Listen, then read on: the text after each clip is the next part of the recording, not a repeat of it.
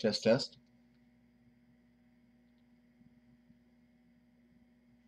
Today is June 29th, 2018.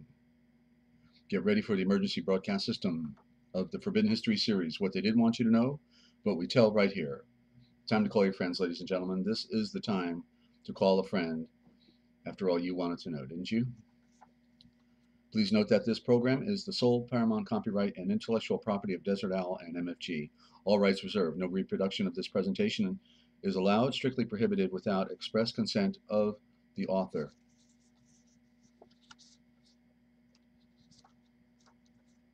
Please note that the following views and the opinions expressed on this program are not necessarily the views nor the opinions of the Master Force Group, YouTube.com, Free America Radio Network, our sponsors, our partners, and MFG is a private society. Nothing here is ever to be construed as medical nor legal advice. And listen to the Forbidden History prime time, twice a day, 7 days a week, right here on the realpublicradio.net, because hidden beneath the sands of time lies the greatest of all mysteries. It's the Forbidden History. Unearth for yourself the secret truths that lie hidden just beneath the surface below our feet. What is it that the powers that be do not want you or I to know? Come and journey with us as we explore and dare to know, because it's all right here, coming your way, 7 days a week, twice a day, because we're a glutton for punishment, and we want to be punished for you. TheRealPublicRadio.net, Free America Radio Network. You did tell your friends, didn't you? And thank you for that radio check. Stand by for the broadcast.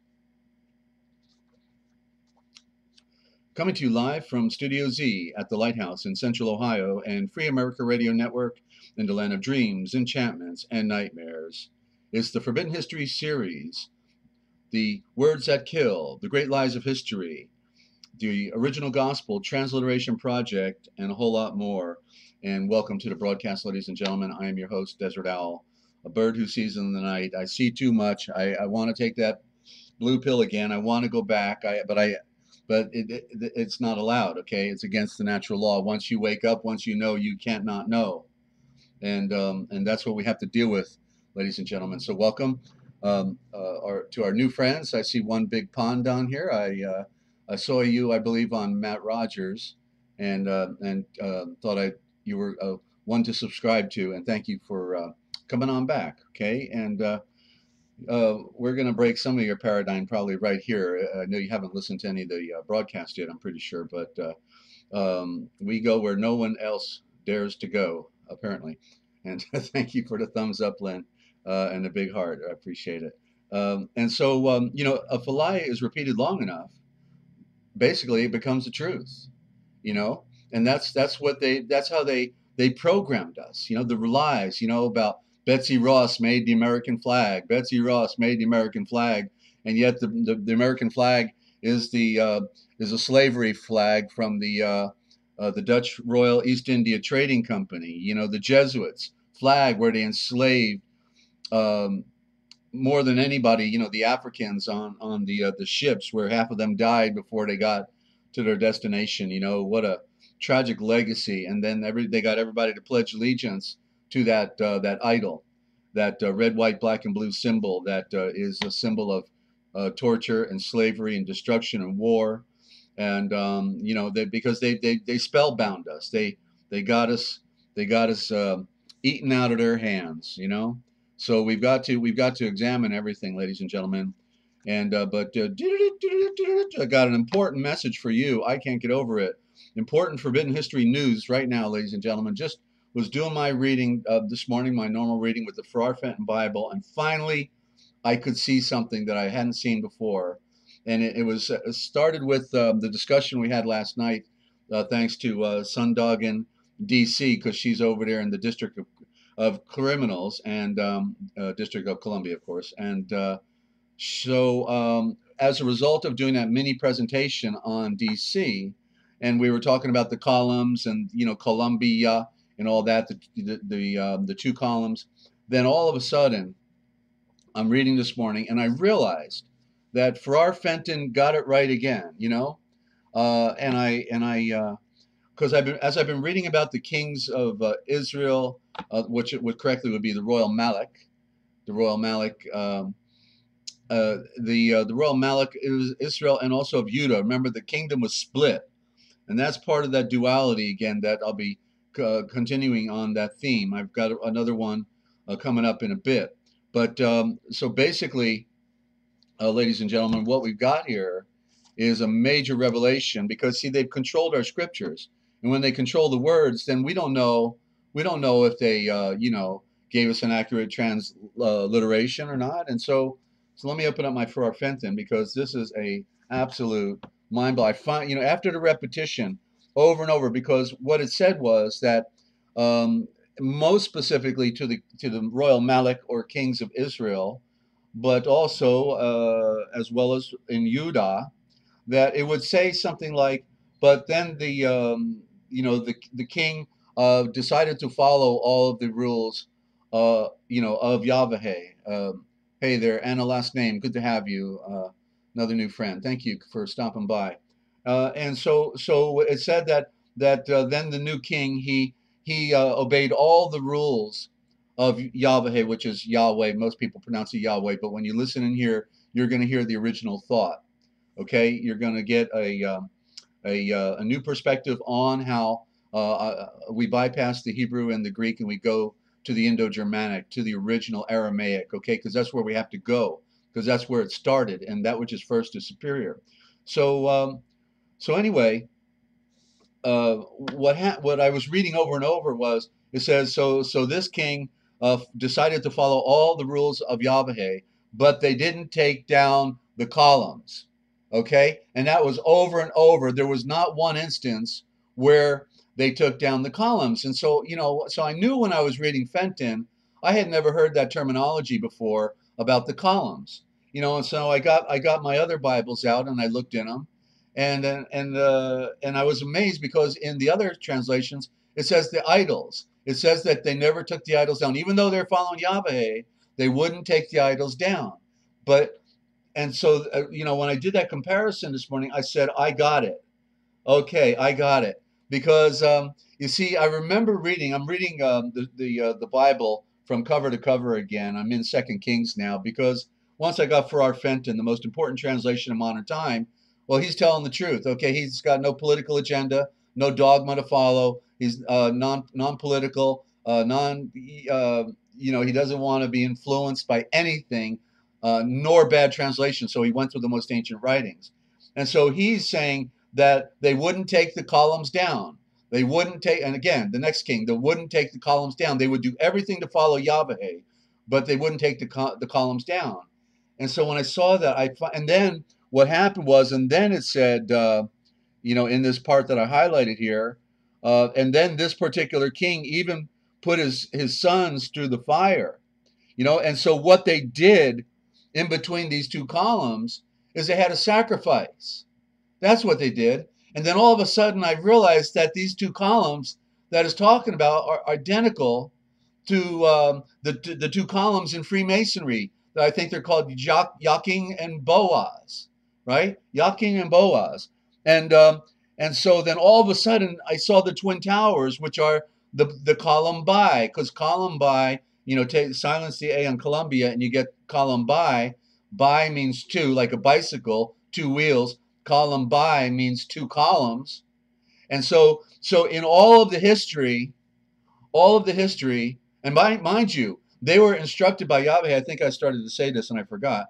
And they were instructed. I remember reading it back, in one of the earlier books I was reading in Fenton as I'm going through the scriptures again. It said that they were not allowed to make columns. Why? Because a column would be like no different than an obelisk, right? A symbol of the male sexual organ, and therefore, the symbol of creation, the symbol of the serpent, all of these, other metaphors within that symbol. So they were forbidden to make columns, unless it was in a building. That might be, the only exception. But as far as an independent, freestanding column, and so they made twin columns, and in the middle would be like an altar, and that's where they would have sacrifices. That's where they would make offerings. And so then all of a sudden I realized, wow, in other words, this pattern of the two columns has been going on. Then I remember reading, the books on, Freemasonry and looking at all that imagery. And they always had those two towers, one on the right, one on the left. One represents the sun, one represents the moon. And so then it all made perfect sense that when they constructed those twin towers to take them down, they knew they were going to take them down 50 years before they built them. That's how far they go in their blueprint and design. So this thing about killing 3,000 people in two columns was nothing new under the sun. They had been killing people in between the two columns ever since the beginning of our who knows how long, recorded history. It's been going on. And so this is a great revelation, ladies and gentlemen. Unbelievable. Samson, yeah, and then Samson pushed the two columns down. Thank you, Lynn. You're always on top of it. I can't get over it. That's right. He pushed the columns down, and took down the Philistine temple right there, and killed more people. It said at his death than at all that totaled in his entire life. But so this is really profound, because you see they changed the words in our scriptures, ladies and gentlemen, so we wouldn't get the picture. And so when it says that they wouldn't take the idols down, it wasn't idols, like some bogey, like in some other primitive culture. They wouldn't have had those kind of statues, with some, it was the columns. It was the columns, okay? And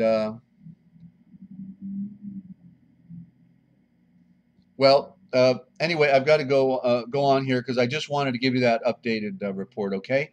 And it's amazing, what we've been denied in our scriptures. So continuing on now with so that's why you have to get a copy of Farrar Fenton Bible, by the way, okay?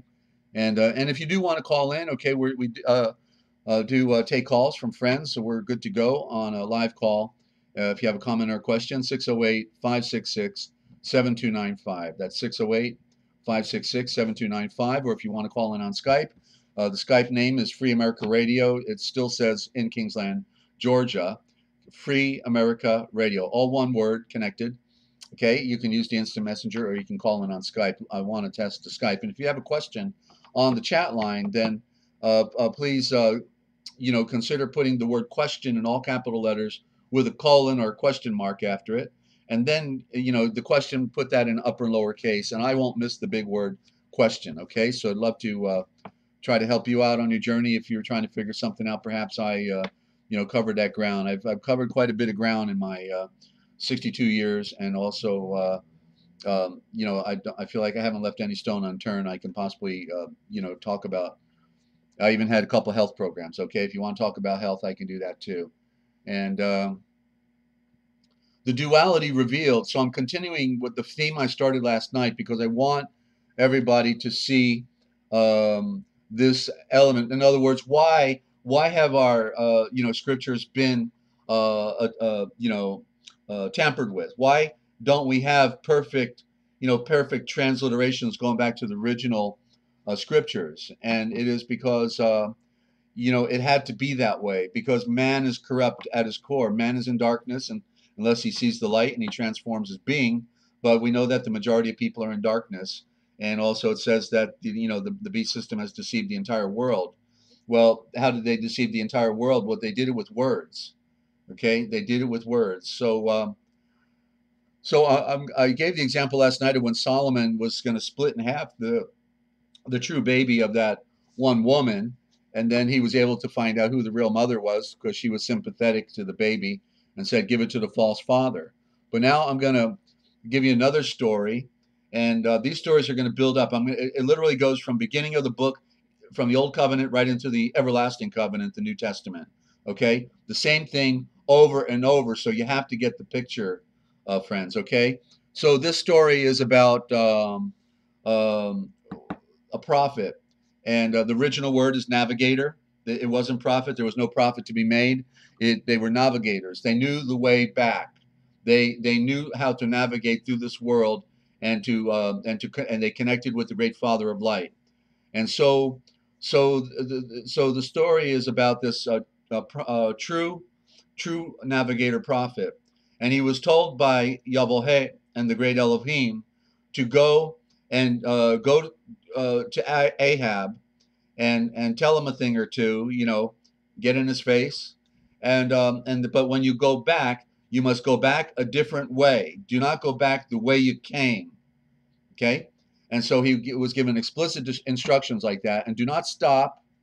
Do not stop and and interact with anybody else, but go back where you came from. But you must go back a different way. So he goes to Ahab, and then he tells him what he's supposed to tell him, and then he starts heading back home, a different route, and then all of a sudden there's this false prophet. I'm going to use the word prophet because I know we've got some new listeners, and also it's hard if I use navigator, I might lose you on that. So I'll just use the word prophet. Okay, it's all right. Um, Even though it's not the original word, they switched it out, and that's what I'm talking about. Okay, I'm talking about how did all these words get switched out from the originals. Okay, and so the false prophet had heard that a true prophet had just come to talk to Ahab. That was the husband of Jezebel. Remember her? Okay, and so that was the kingdom of Israel, not Judah, but Israel, the northern kingdom, the bigger group, 10 tribes. So he's heading back, and then this false prophet heard from his servant that a true prophet had come and just told Ahab a thing or two, and that he was heading back home. And so the false prophet said, let's go saddle my ass, because in fact, I think they were both riding an ass. Okay, which is interesting, um, because at that time the kingdom was already divided, and so the ass, is a symbol of a creature that cannot bring forth life, because an ass is the crossbreed between a donkey and a horse. There's this thing that goes on with those two different animals, and when they breed together, they bring forth an ass that doesn't. It's not male or female. It can't have uh, procreate, and so the ass is very symbolic. Remember, it was Yeshua who was riding behind the ass, not on the ass. That's another presentation I got to show, because they've again, the scriptures are so poorly transliterated and on purpose that they didn't want us to get the picture about that he was riding on a colt behind the ass. But I can prove it to you by going into the scriptures. So anyway, so the false prophet catches up with the true prophet, and he says, "Oh, such a one, where you going?" He says, "Well, I was instructed to go talk to Ahab and tell him a thing or two, and then I was instructed to go home a different way, and not to to stop and eat, or to enjoin anybody, but to head back home." And so the false prophet says, "Well, look, I'm a prophet as well, and I was told that by the Great One that you're supposed to come and have dinner with me." And so he says, okay, you're a prophet too. Oh, okay, sure." And so he goes with them, and he sits down, and then in the process of breaking bread, which is very symbolic, because the breaking of bread is the thing that continues to open our eyes. Once they break bread, then immediately the true prophet knows that he's been lied to by the false prophet, and so he says, I must go now. As I remember it, I just read the story just a little bit ago. He recognized, that he was going to be slain. He was told I believe, by Yahweh in the vision that he would be slain. So he heads back, and the way he was going, and then all of a sudden a lion meets him. And a lion represents Judah. A lion represents the sun. Okay, a lion is a powerful symbol, and we're talking about the African lion with all the fur, because it looks like male female. It's the androgynous symbol, and so the all of a sudden the lion attacks the true prophet, and so the false prophets said, "Let's go after him." And so he got on his ass again, and he goes after him, and he finds him dead in the road. And so the false prophet gets off his ass, and so what we have there is a picture. We have two beasts right there standing next to the dead body, and one is a lion and one is an ass. Okay, the lion is the most powerful symbol of light, and the ass is a symbol of something that cannot give life. And so the false prophet says to his servant, he says, "Let's take the body and let's bury it in a grave. And then when I die, I want you to bury me on top of the true prophet. Okay?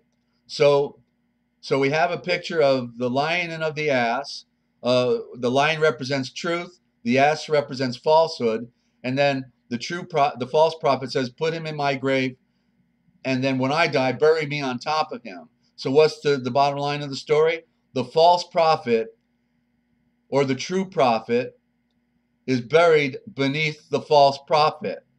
And so that's indicative of telling us that the truth is buried beneath much of the deception, much of the falsehood, much of the lies. Okay, and that's how we have to find it. It's okay if our scriptures are not perfect, because there is one perfect book when we connect with Yeshua, because he can instruct our mind to be able to properly interpret and see the corruptions and the errors within our scriptures. There's nothing hidden from one who is connected with the light, okay, because the light is a revealer and it is a purifier. So that's the second element story in this tale, ladies and gentlemen. Okay, that and then we just to give you like a little a snippet of what other stories I'll be doing. And what about in the new covenant? Yeshua, Jesus, is on trial, and there's another guy, uh, uh, Barabbas. Barabbas on trial, right? At the Pontius Pilate and all that. Well, guess what? When Barabbas, it's not Barabbas, it's Barabbas. Barabbas means son of the Father. Well, guess what? We got two people there on trial. Then both of them are called the son of the Father. And so when Pilate says, "Who do you want me to release, Yeshua or Barabbas, the son of the Father?" Well, Yeshua was also the son of the Father, and that's telling us there's a duality. One's a criminal, and one is the one who made the entire universe. Okay. So, and then we can talk about the stories in the Old Covenant where Ruth, was a priestess of the temple of what, Baal or Moloch, one of those two, and then we have, Rahab the harlot, right? Rahab the harlot, okay, that the seed line comes right down through, through the pagan traditions, and also with Boaz, or with, Boaz, and then also, at Jericho with Rahab the harlot. So you've got to see that there is more to the story. There's an interpretation that underlines uh, these stories, and there is a theme that pervades the entire book, telling us that that which is corrupt will take over the truth. That's what happened with the Vatican, right? That's what the Vatican beast system represents. It's claiming to be the truth and the light, and yet they are the ones who have murdered mankind, waged all the wars, are behind the wars, wrote Mein Kampf for Hitler, yet they claim the love of Jesus Christ, right? Give me a break. How come they even exist today? Because the sheeple, those who can't think at all, the mind control victims of this beast system that has deceived the entire world, never gets it. They don't. They're happy just being slaves. It's a work to have to be set free. Why not just go along to get along? And and that's the way it goes. So we all lose because of the majority. And so I wanted to give an example of words that kill again. I'll try to do it quickly because I want to get on with our reading here in the history of the church. And we got so many words to cover, and I'm trying to give you as much as I can substance, so that you can then begin to see and read it for yourself. So back when I was in my late 20s, I realized at one point, wait a minute, something's going on. I know somehow there's trickery going on with these words, and these concordances and these dictionaries are telling part truth and part lie. And so when I looked up, I said, I know, I'm going to look up the words Adam and Eve, and I'm going to see what it says. So I don't remember which one I did first. Let's say I did Eve first, okay? So I look it up in Strong's Concordance, look under the Hebrew, and it's real easy to transcribe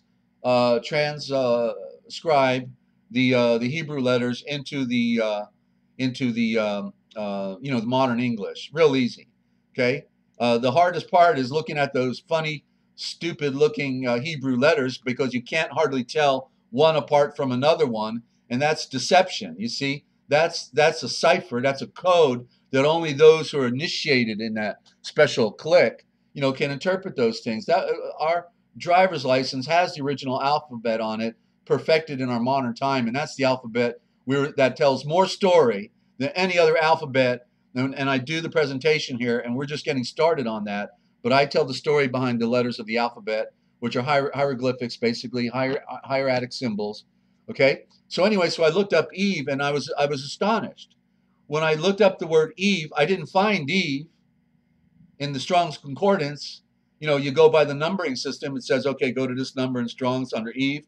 When I go there, boom, it's not Eve. It's Chi, C-H-I. And so then I realized at that point, then it was the other half of her name, because I knew these words were abbreviated, and they were just too small when you consider the old words of the old time. Like look at German, or look at the words in India, like they got 30 and 40 letters in them, right? Big words, like they're practically a sentence, and it's all one word. And so these 3-letter words that we have, like we find in those old stories, is defying the original words. They were sliced and diced and abbreviated. Okay, so I realized that part of the name of then Eve was Kai, and then I also knew that many of the in the Hebrew tradition used the AVA instead of the EVE, and I knew that the A was superior to the E, and they used the E as a supplement to take away the A, which is the primary letter of the alphabet, and it's a symbol of the I, meaning to go looking. So Eve, then I saw as Kaiva, and I recognized that. But then once a few years ago, I realized that the I was a total corruption, and that it was doing business for the AY, which is the original word for I, EYE, but it's AY, and it's pronounced A. And so I realized, then I got the whole picture, because her name is actually Kava, CHAYVA, Kava. But if the A is silent, then it's cave. Okay, it's cave. And as soon as I saw that, I was like, whoa. Okay, because where was Yeshua born? Well, where was he born? He was born in a cave. Where did Adam and Eve first live?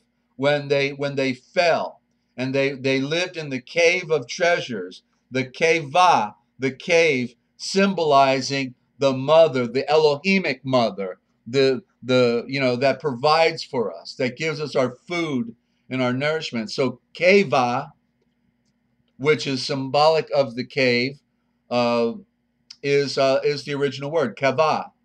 Okay, and it means a lot. It means the fire of the serpent. The serpent is not evil by itself. That's another story. You can listen to the back issues. We talked for like 3 days in a row on the serpent. Okay, it's about interpreting the meaning of the word. So everything in nature it spins and is like a serpent. So the serpent is not evil by itself, but it has to be identified in order to know where you are in the storyline about that. But then Adam, I looked up Adam, and I was amazed here again. The word in the Strong's Concordance wasn't Adam. It was, okay, get ready for this one. It was Dick, okay? Not Dick Tracy, but Dick like dictionary, okay? Hey there, Crystal. Can't stay, got my grandson with me. Just wanted to spread love and hope you all have a blessed day. Well, thank you so much for stopping by, and all the best for you. Okay, and you certainly got the recording. You can listen to any time at your convenience. So I looked up Adam, and there was Dick. Now we know it's a slang, but it's only a slang because it represents the symbol of creation. But it's more related to the word Dick as in dictionary, okay, as in dictum, because Adam was allowed to dictate while he was with Yeshua. When Yeshua made all things in Eden, which is the Adam, he allowed him to name all things. It said that Yeshua wanted to see, the great Elohim wanted to see what Adam would name everything, and because the gnosis was breathed into him. The gnosis was breathed into him, and he became a living being. Then he was placed in the Eden, which is the Adam. And so his name is actually, in one sense, we're dealing with, of course, different aspects of words, but it is dictum. The dictum, okay, is the diction, okay, and that's where we get the word dictate. And so Adam is dictum, and it has to do with words, and that's what Adam did while he was in the Eden with Yeshua. Okay, but Adam then literally means also, they say it means red earth. Okay, but it doesn't. It means the fiery magma, the blood of the earth, because we were not made from dirt. We were made from the purified minerals and salt of the fiery magma.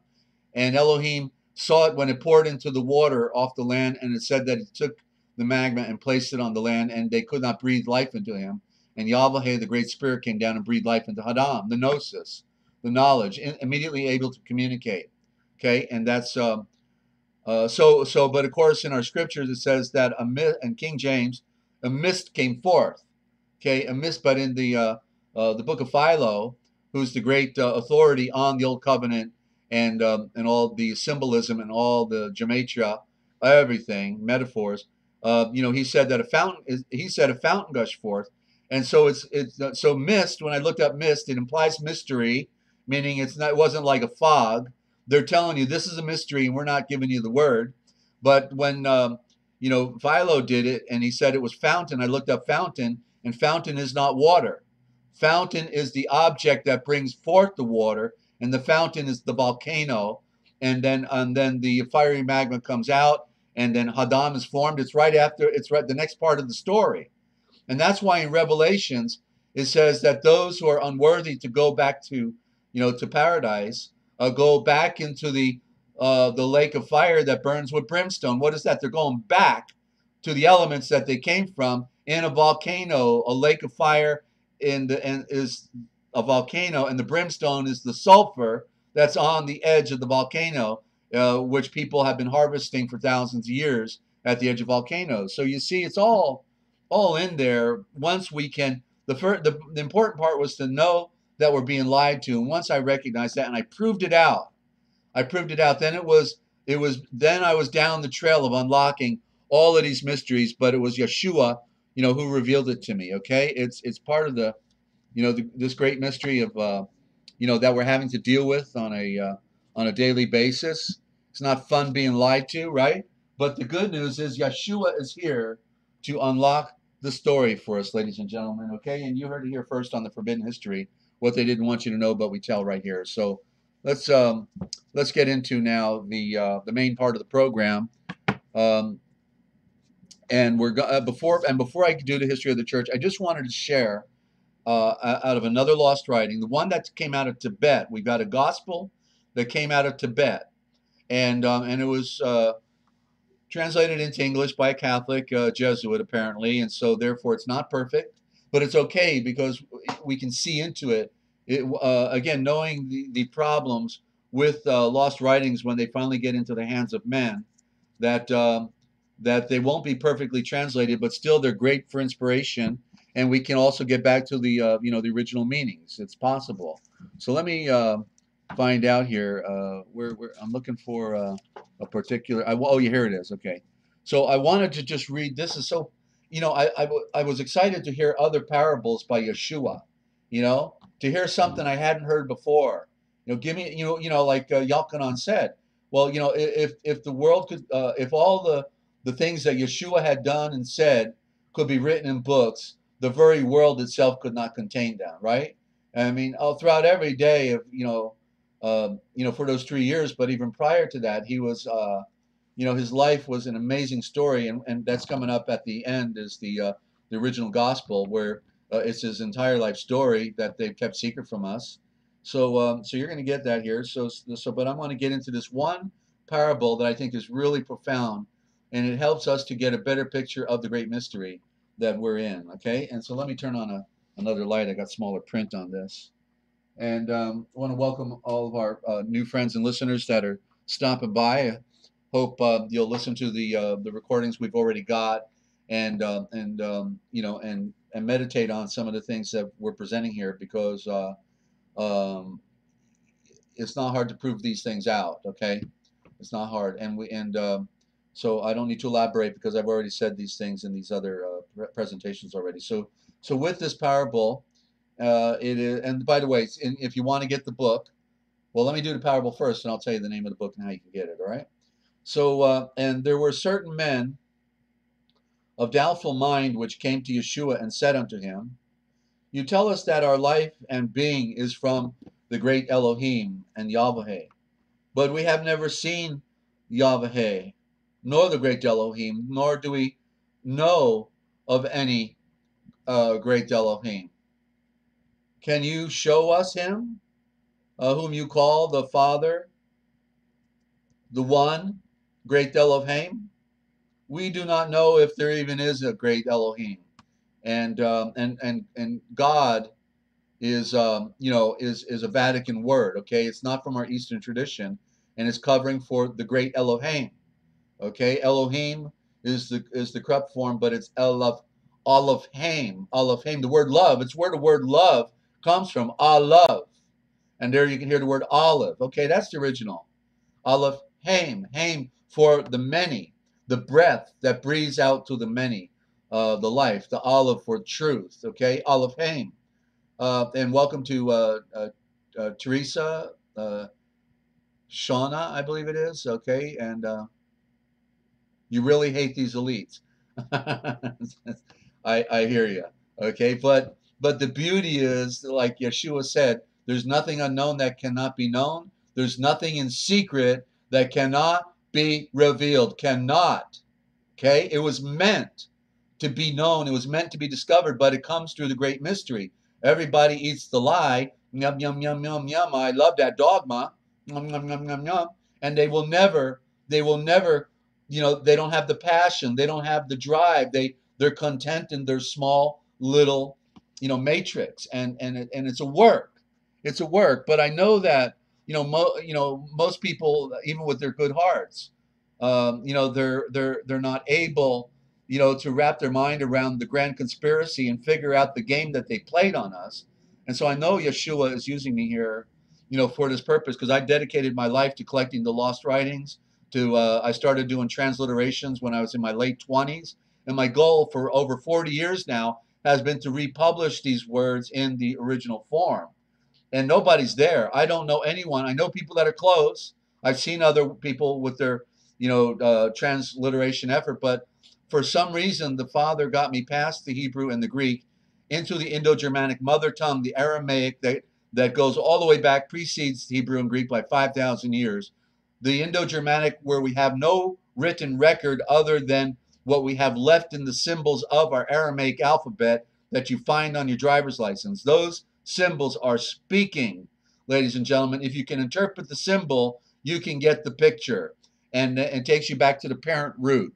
Okay, it's a science, and I now am adept in that science. Okay, it's there's no guessing game once you know the science. It's just learning how to read another way. So continuing in the story, so they posed the question to Yeshua, come on, show us Yahweh, show us the great Elohim, show us God. Well, we don't see anyone anywhere. What's going on? So Yeshua starts with the parable. Yeshua answered them by saying, you need to hear the parable of the fishes. And the fishes of a certain river communed with one another, saying, they tell us that our life and our being is from the water. But we have never seen water. We do not know what it is. Then some among them, and hey, Barb, good to have you. And then some among them, wiser than the rest of them, said, hey, we've learned and heard that there dwells in the deep, deep sea out there a wise and learned fish, and he knows everything.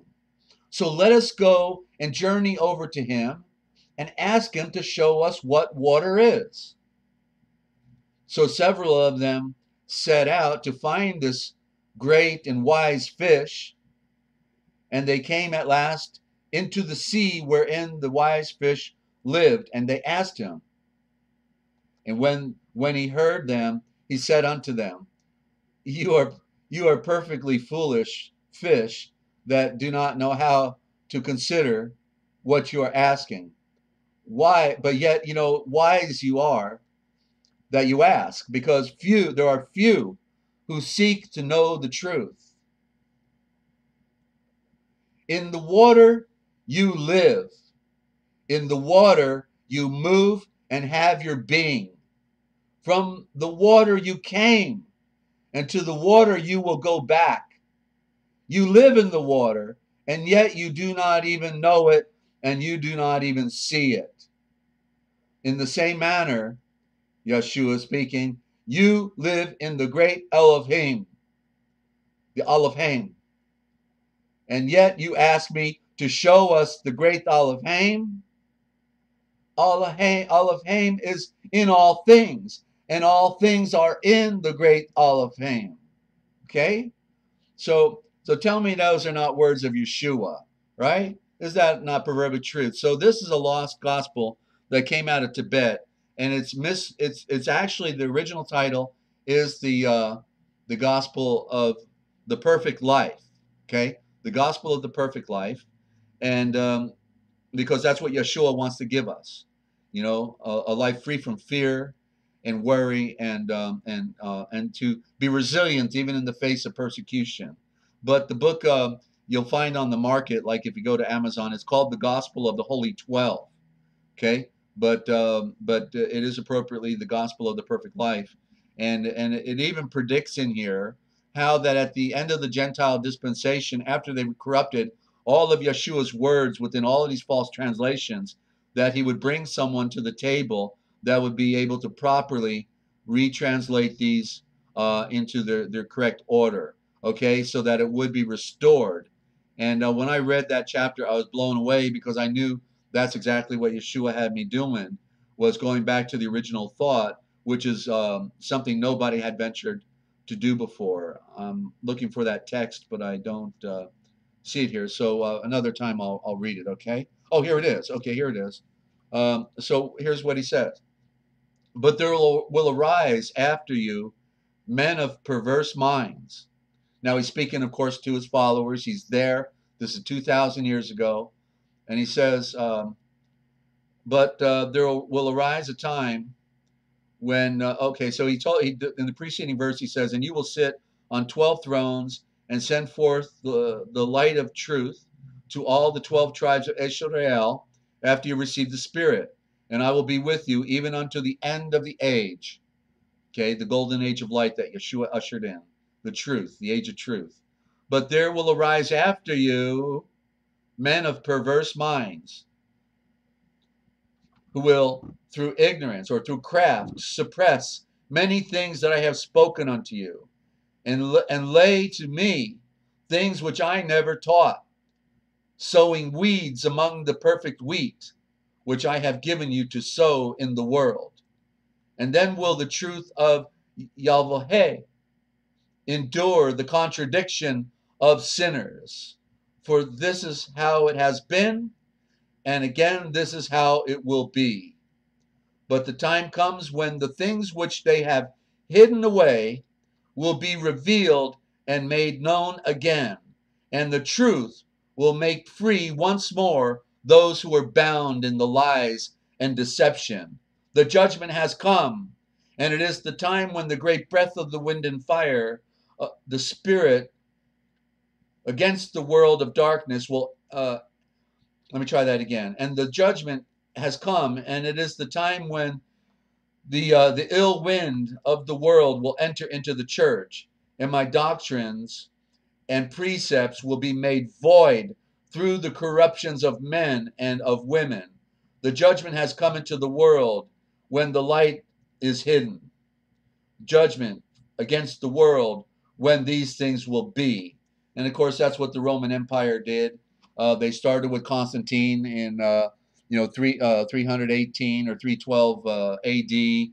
He commissioned Eusebius to bring the library over from Syria, from Caesarea, Syria, and so that's when so within the first 300 years, in the 4th century, that's when they started taking over our truth, and And so it's rather profound that in here is the prediction that in the future there would be those who would restore the writing, ladies and gentlemen. And so that's the good news, okay? Because there's nothing hidden that cannot be uh, revealed, and there's nothing unknown that cannot be known. And I know that. So I've been making an attempt to republish, starting with the dictionary because I know I had to start with the words. Okay, so we're in the history of the church, and I want to welcome our new listeners coming on, and um, and thank you for telling your friends. Okay, people certainly should want to hear things they have not heard before. It's like I say, what do you want to compare with peaches and oranges, or would you rather have as well plums and and pears and grapes and all those on the table? So the more you got to compare with, the more perspective you can gain. Okay, so the more you hear, and we had a library, and I've got a good collection of that library that I'll be sharing with you on the Forbidden History series every day, twice a day, because there's nothing else to do, and this is the time, ladies and gentlemen. Okay, so nothing novel or strange in the religion preached by him. This is section 4 in the first chapter with the history of the church by Eusebius. This must suffice as an introduction to my story proper. It was necessary in order to guard against any inclination to think of our Savior and Healer, Yeshua the Mashiach, as novel, because of the date of his sojourn in the flesh, but to prevent anyone from imagining that his teaching either was new and strange as being put together by man of recent date, no different from his fellows. Let us now deal briefly with this point.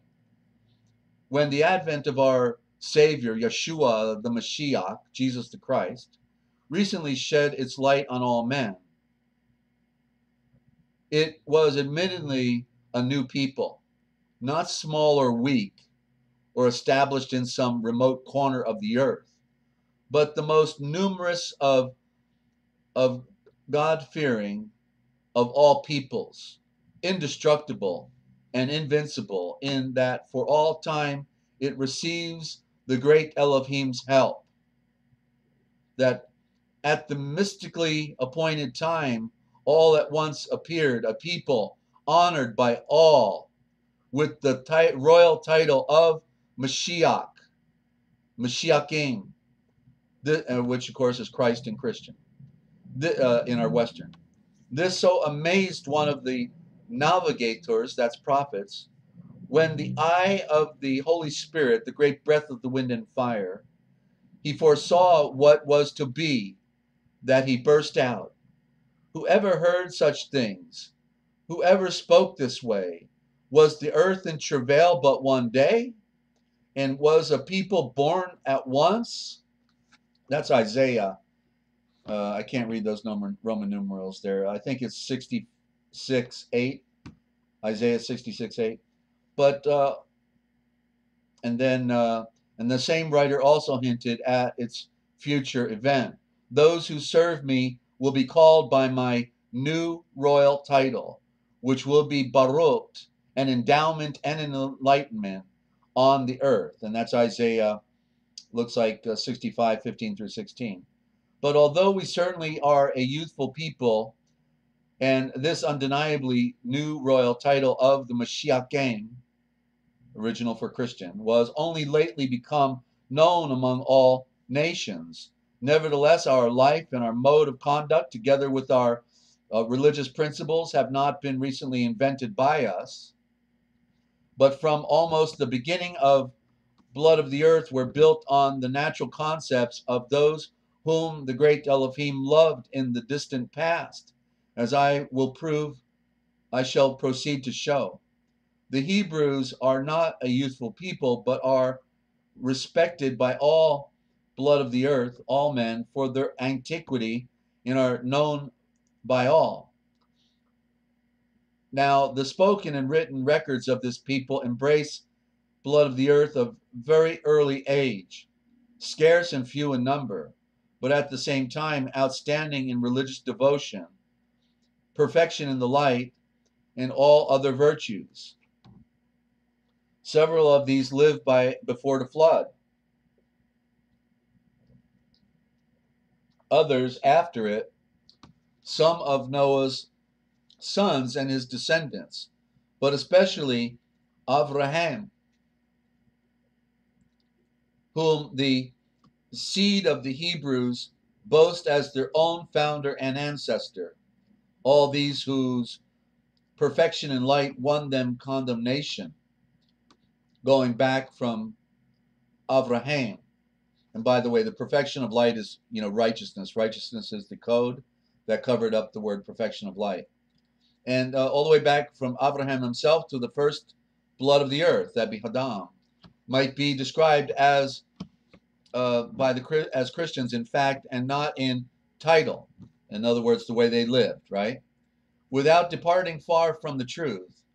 For the royal title means this, that the Mashiach came, the Christian man, through the knowledge and the seed plantings, the teachings of the Mashiach, Christ, excels in self-discipline and perfection of light, in firmness of purpose and manly courage, and in an acknowledged devotion to the one, the sole great Elohim over all. And for all this they showed no less enthusiasm than do we.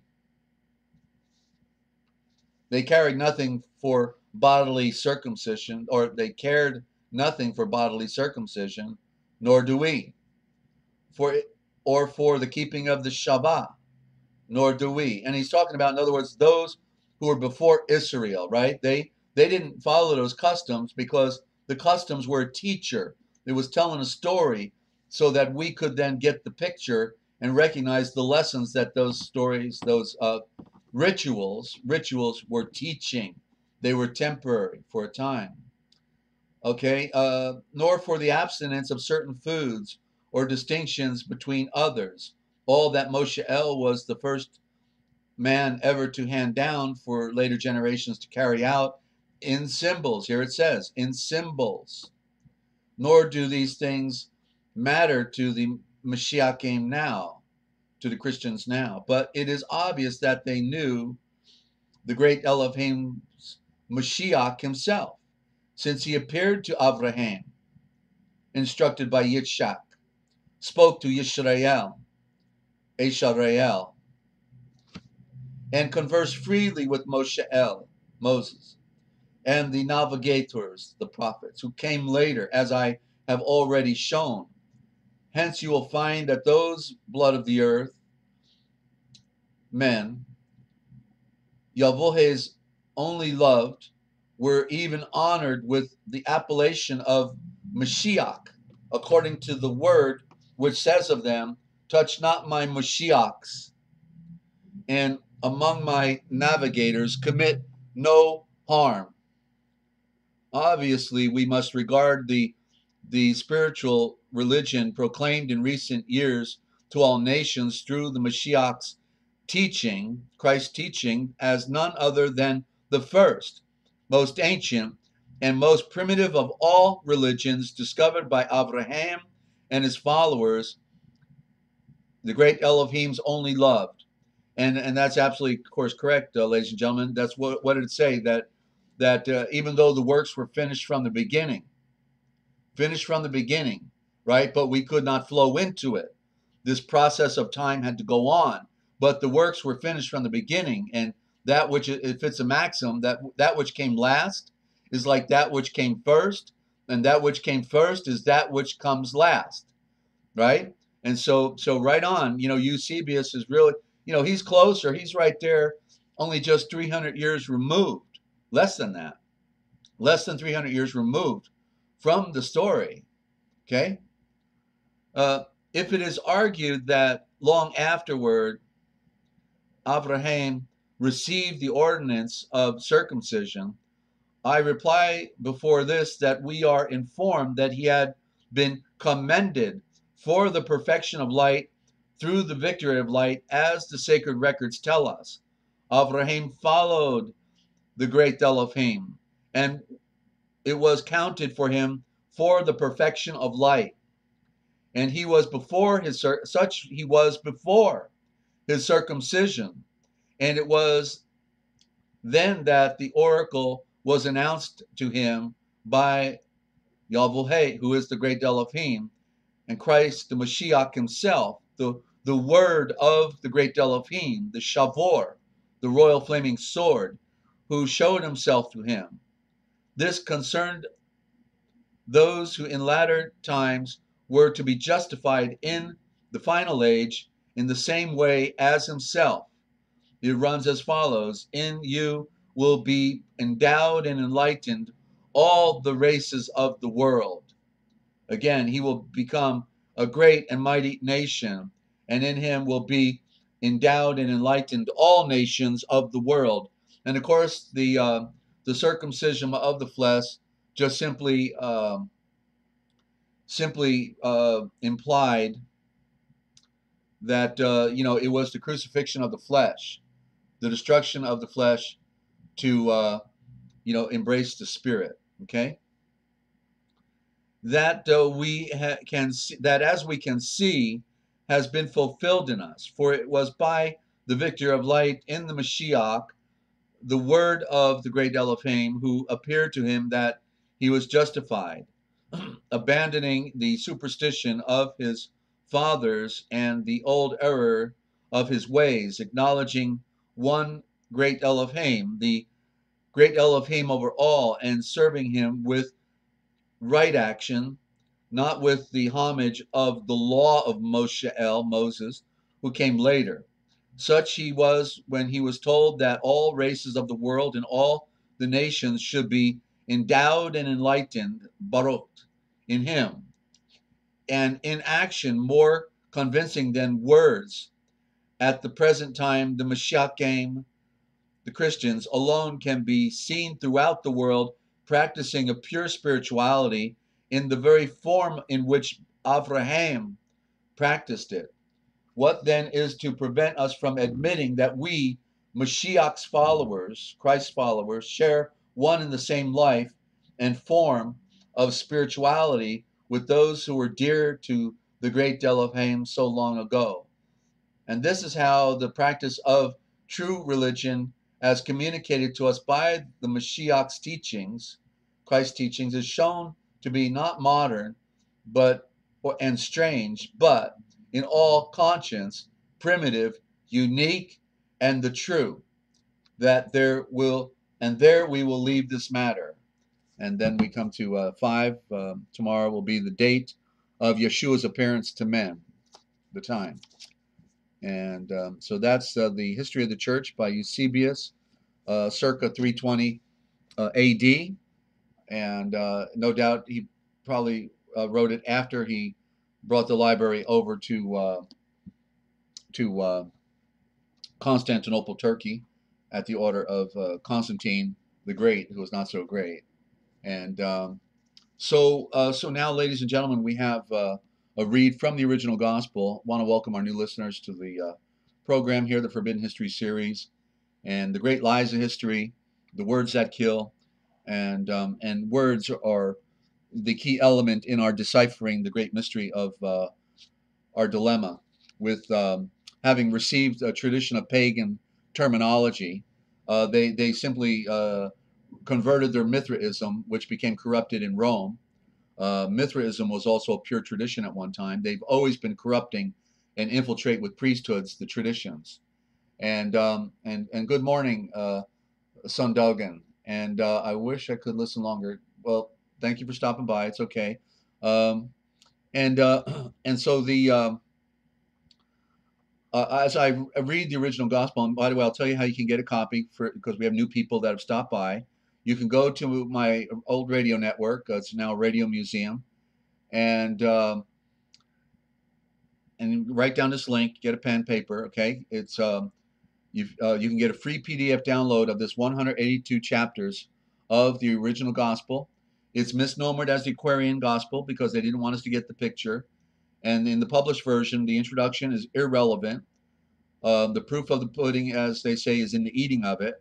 And one has to hear the book, read the book from cover to cover, and you will know that this is the original gospel. And I I can prove it out, and I will be as I'm reading it, chapter by chapter every day. Okay, because our Gospels, Matthew, Mark, and Luke in particular, are totally synoptic with it, and the elements of John are in here as well. But this is where our Gospels came from. Okay, I'm going to prove it to you. So hang in there. It's the entire life story of Yeshua. So go to, if you want to get the free PDF download or link through the book to get the 1919 reprint version, go to the real, the word the, T-H-E, therealpublicradio.net /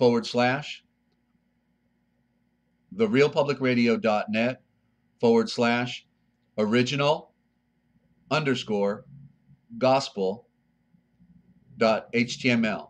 Okay, one more time, therealpublicradio.net / original _ gospel.html. Okay, and scroll down, you're going to be on a page with a bunch of trees with light coming through it, and then just scroll to the bottom, you'll see the PDF free download, or you can click on that picture of the book. It'll take you to Amazon, and you can get the 1919 reprint version, wide margin for taking notes. Okay, it's a classic, and I've been reading the book for almost 20 years now. I've read it about 35 times, 36 times.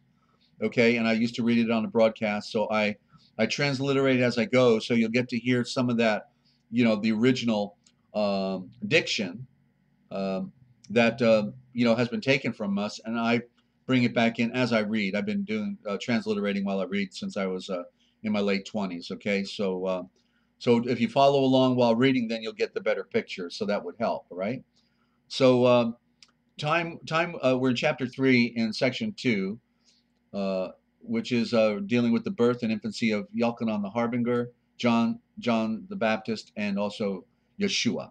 Okay, so the time was nearly due for Yeshua to be born, and Mare longed to see Elizabeth, and she and Yosef turned their faces towards the Judean hills. And when, upon their way, they came to Bethlehem, the day was done, and they needed to stop for the night. But Bethlehem was thronged with people going to Jerusalem, and the inns and the homes were filled with guests. And Joseph Volshaf, and his wife could not find any place to rest but in a cave. There's your keva. There's taken back to the title of Eve, which was corrupted. Keva, to cave, where the animals were kept, and there they slept. At midnight, a cry came out. A seed is born in the yonder cave,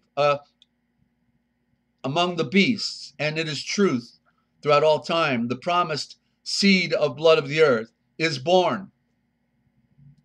And strangers took the little one and wrapped him in dainty robes that Mare had prepared, and laid him in the trough from which the beasts of burden fed. And that's powerful symbolism right there, okay?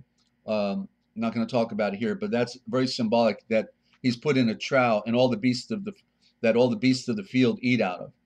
It's reflective on mankind, okay? Not on animals. But people are like animals is what it means, and they're all feeding from the trough, but they're not getting it, okay? That's the symbolism. They're not getting it. The food that Yeshua is feeding us with, the tree of knowledge. These individuals clad in snow white robes came in and stood before the youth, the seed, and breathed. All strength, all wisdom and wise judgment, and all divine love be yours, Emmanuel. Now on the hills of Bethlehem were many flocks of sheep with shepherds guarding them.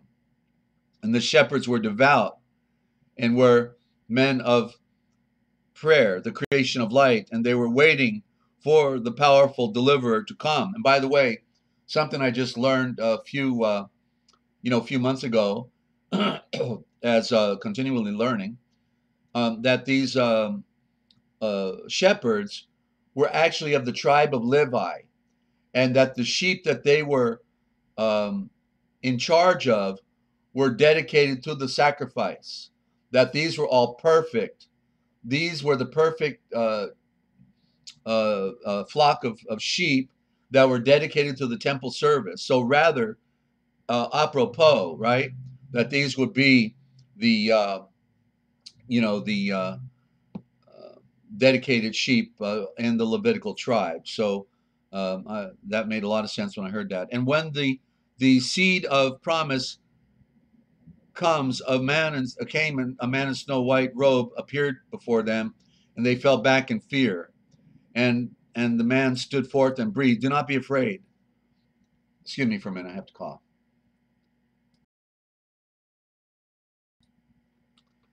And he said, "Do not be afraid. You must see and read it for yourself. I bring you joyful news. At midnight in a cave in Bethlehem was born the navigator, the prophet, and the royal Malak, not king, royal Malak, that you have long been waiting for. King is Cain. It's a code word for Cain.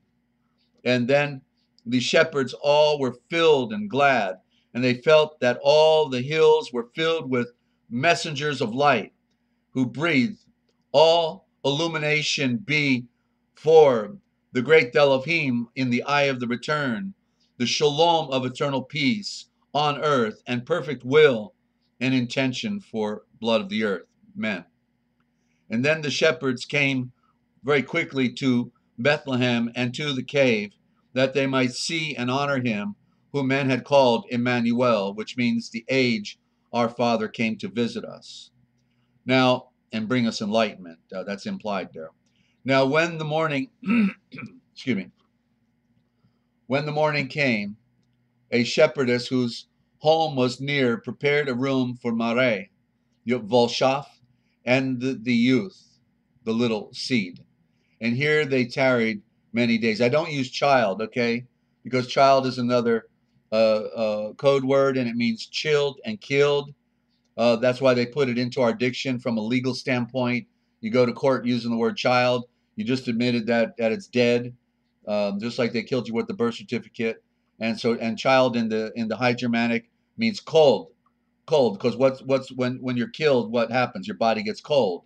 So it's a synonymous term. So that's why I use youth or the seed, because or offspring, but I steer away from child because these are the terms they brainwashed us with, and we have to reprogram ourselves to get away from these negative terms. And here they stayed for many days. And Volshaf, Joseph, sent a messenger quickly to Zechariah and Elizabeth, saying, our seed is born in Bethlehem. And Zechariah and Elizabeth took Yochanan, who was already born 6 months earlier, and came to Bethlehem with burning swords of fire and words of cheer. And Mare and Elizabeth recounted all the wondrous things that had just transpired, meaning all the signs and the wonders. And the people joined with them in rising up in the creation of the great Elohim, praising God. According to the custom of the Judeans, the youth was circumcised. And when they asked, "What will you call this youth?" the mother said, "His royal title is Yeshua, as the blood of the earth of the great Elohim had so declared." Chapter 4. And so I think I'm going to leave it right there, ladies and gentlemen, with chapter 4. I'm still working on getting my voice back. It's going to take me another week or so, I think, before it gets toned up, between doing 2 a day. And we do have the line open if you want to make a call. You have a comment or a question, love to take that. Okay, 608-566-7295. I've figured out our audio problem, and we have better reception now on the call-in, so we can hear you as well as hear me. Tonight we're going to continue on in the Forbidden History series, and we're going to be talking about. We're gonna continue in the read out of the Lost Books of the Bible and the Forgotten Books of Eden, the book 2 of the books of Adam and Eve, and how the Watchers fell, how they took over our world, and how they are the ones who have been running the show since recorded history. They became the priesthood, and have been waging wars and enslaving man for all of these thousands of years. So So we're going to continue that. It's going to take about three 2 more days at least to read through it, because it was more than I realized. But I want to get the record straight and share that, okay? Because it's the only act. In other words, nobody has to hypothecate on what happened back then, because we have the written text, we have the story. It was preserved in Ethiopia, and yet people are saying things that just are not true, not correct about the Watchers and how they fell, making them out to be some invisible creatures. They were the cousins and the brothers of Enoch on the mountain. Okay, these were men, and they fell, and so that's the big, half truth, or deception about that. And everybody parrots the same story, over and over. I go to the scriptures, I see what they say, and then and that rules. So the good news is the scriptures were preserved, and you're going to hear it. Okay, you're going to hear it here on the Forbidden History, what they didn't want you to know. So ladies and gentlemen, I want to thank you for tuning in today, our new listeners, and hope you found this rather intriguing. Hope you'll consider listening to the pre-recorded broadcast we did over the past week, and also my series on common awareness with Dr. Lorraine Hurley. She was murdered 6 months after that interview, not because of the interview, but because she was an activist exposing the corruption of tainted injections for children, not to mention flu shots for everybody, and the big pharma. She came out as a medical doctor, threw away her shingle, and started exposing the corruptions. And so, as you know, over the last 3 years now, they've killed like 100 chiropractors, naturopaths, and medical doctors that were coming out telling the truth. So, may she rest in peace. But that Uncommon Awareness interview covers a lot of ground. In that weekly interview, I said things that nobody else is saying. I defined the Luciferian occult, and tell it like it is, ladies and gentlemen. My whole life has been dedicated to researching the ancient past, and then the political charade that we live under, the matrix of the political charade. Okay, Washington's the tail, Federal Reserve is the head. They want us to think, like Washington's going to audit, the Fed or something, right? Give me a break. The Fed owns Washington, D.C. because we went under bankruptcy in 1933. Okay, the banksters took over, and we have no nation. We never had a nation. It was all a lie and a deception, and following a maxim that which is first, since we're right looking at our 4th of July coming up, right, the July, that which is first is superior. Well, the Illuminati in 1776, May 1st, 1776, claimed to have founded America, and that's just a little more than a month before we had the phony founding of it in 1776, right? So 4th of July. So you got to look at the signs and symbols. You got to pay attention to the history that is all an open secret. It's all out there. And then just try to make the best of a bad world, ladies and gentlemen. It's all we can do. But we need to know the truth. We need to put on the light of Yeshua. We need to define the words. He said, rightly divide the words. That's rightly define the words. We've got to. It's all, what's in a word? Everything. Everything is in a word. And if we don't define these words, then, we will be buying into the pagan illusions and the deceptions that they have put us under. The spell. A spell is not a real powerful, they have no power. The spell is what they gave to us. The wrong spelling of words, the corrupt words, and they hid the Indo-Germanic Aramaic from us. Okay, so hey, Ninja Cat, good to have you.